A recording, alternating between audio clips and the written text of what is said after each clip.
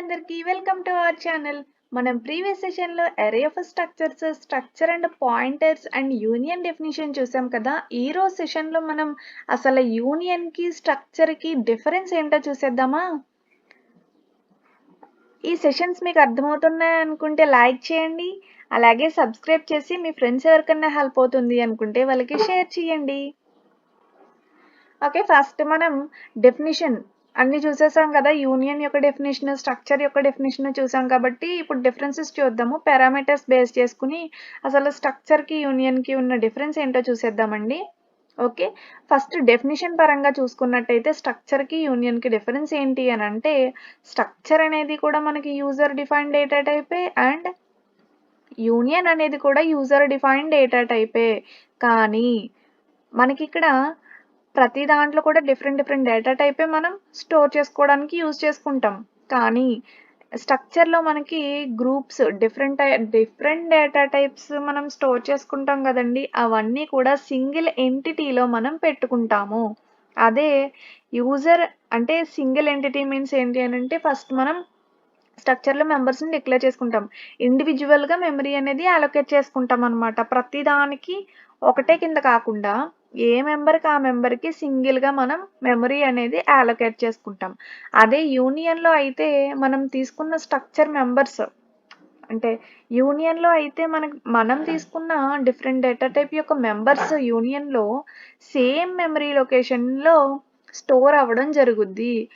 అంటే ఎన్ని మెంబర్స్ తీసుకున్నా సరే మనం సేమ్ మెమరీ లొకేషన్లో మాత్రమే డేటా అనేది స్టోర్ చేస్తాము యూనియన్లో. నెక్స్ట్ కీవర్డ్ చూసినట్టయితే స్ట్రక్ అనే కీవర్డ్ మనం స్ట్రక్చర్ని డిఫైన్ చేయడం కోసం యూజ్ చేస్తాము. యూనియన్ అనేది మనం యూనియన్ని డిక్లేర్ చేయడంలో మనం యూజ్ చేస్తాము.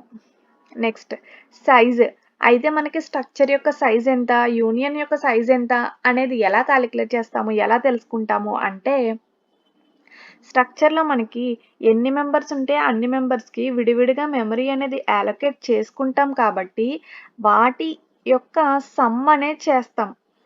సైజ్ ఎలా క్యాలిక్యులేట్ చేస్తాం? Some of the sizes of all members యొక్క సైజెస్ ఎంతైతే ఉన్నాయో అన్నీ కూడా సమ్ చేస్తే అది స్ట్రక్చర్ యొక్క సైజ్ అవుతుంది.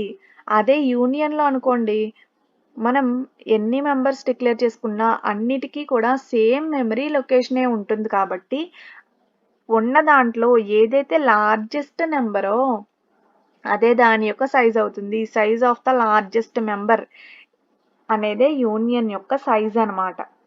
నెక్స్ట్ మెమరీ అలొకేషన్ ఎలా ఉంటుంది? ఆల్రెడీ మనకు తెలిసిందే. ఈచ్ మెంబర్ ఏదైతే ఉందో స్ట్రక్చర్లో అన్నీ కూడా unique storage area of location అనేది ఉంటుంది. అంటే ఒక్కొక్క దానికి ఒక్కొక్క స్టోరేజ్ ఏరియా అనేది ఉంటుంది.